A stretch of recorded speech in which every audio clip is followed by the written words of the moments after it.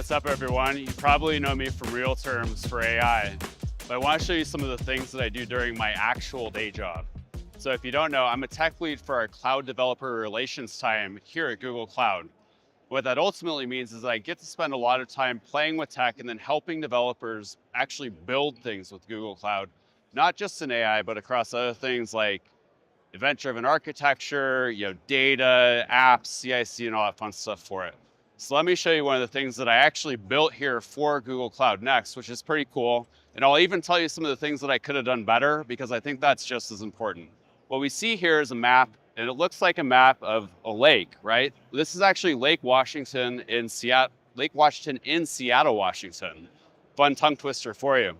What we have here is 9 locations that we've built, and what we could do is use this for something like a destination planner, where we want to say, hey, I want to actually kayak from where the kayak starts to one of these areas. Now you may be wondering, what is a physical demo doing at something where we actually talk about application development? Well, here what we're doing is we're actually taking some of the concepts that we learn from the real world using things like Gemini and even using event-driven architecture with PubSub to bring these things to life and make it actionable for developers in that. So let's go ahead and see how this thing works. What we're going to do is we're going to shift over here to our console. We're going to go ahead and start our adventure. Now we have a number of different locations here, and we can see that we have some pre-canned prompts that we could use. I'll go ahead and type one in here just so we can see some of the fun things in action. We work with a lot of different customers here, including folks from overseas. So maybe I want to see American football because, hey, why not, right? We're here in America. So I'll go ahead and pull this up. And what's actually happening behind the scenes is we take our prompt. We have a prompt template, if you remember from our first season. And then we're going to essentially take that prompt, inject what we have, and then from the list of 9 locations on the board, figure out which one should we go to. Here we have the University of Washington Husky Stadium, which is actually pretty close. So we'll go ahead and select yes, let's go. And then we're going to actually start moving the map. And we have some things here just in kind of real language, what is all of our code actually doing? So let's go ahead and shift over because the fun part's about to begin. Here we can actually see that the kayak is really moving. How does that happen? We'll talk about that in a second. But we're going to get here, we're going to get to Husky Stadium, and when we get there, we should get a little light that lights up that says that we can actually go there. We're going, we're going, we're going, we're going. It's a kayak, so it does take a long time to get there. I promise this is probably a 2-hour kayak ride for it. But look, we have a light that pops up. So let's talk about how this is actually built with code and architecture for it. On the cloud side, so we have a 3-tier web app. We have a front end that's running with a Vite and Node.js. We have a backend that's running in Python, and both are hosted on Cloud Run as our service engine. Once we get the request for the location that we're going to go to, we then take that and we put a message onto PubSub and we use what's called an event-driven architecture. The event-driven architecture publishes the message, and then we pull that message down to a Raspberry Pi, which actually sits here below all this stuff. So the Pi has what we built as a Python-based agent. That agent will essentially do 3 things.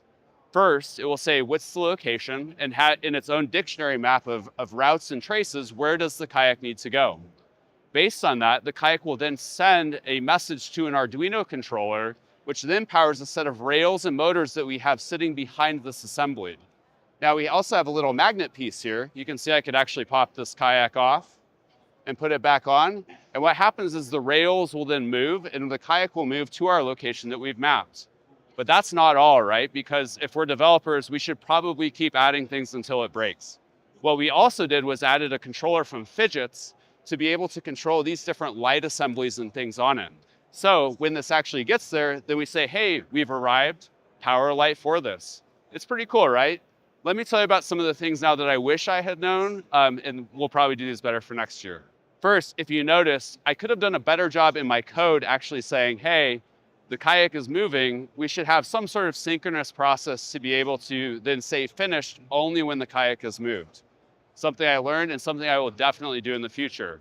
Another thing is that translating software and hardware is actually very difficult. In this case, we're using a motor with a stepper, but what we needed to do is also add a brake to that, which means we had to change out the entire motor assembly. So while we're using a basic controller for this, I'd probably use something like CAN bus for those out there who love these different hardware things in the future. And last, if you think about these different things, there's a lot more we could do with Gemini and even using our AI.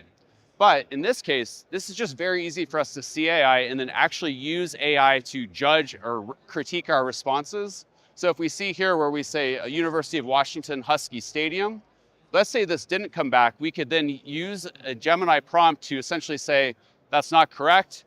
Here's the 9 destinations that we have, and then try again, and then give that information back to the prompt as kind of a rater, and then get that actual response back over a set of turns.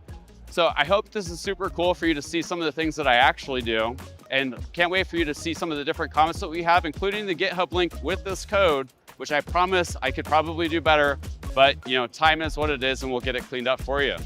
So this is Jason, happy prompting, but also happy application development.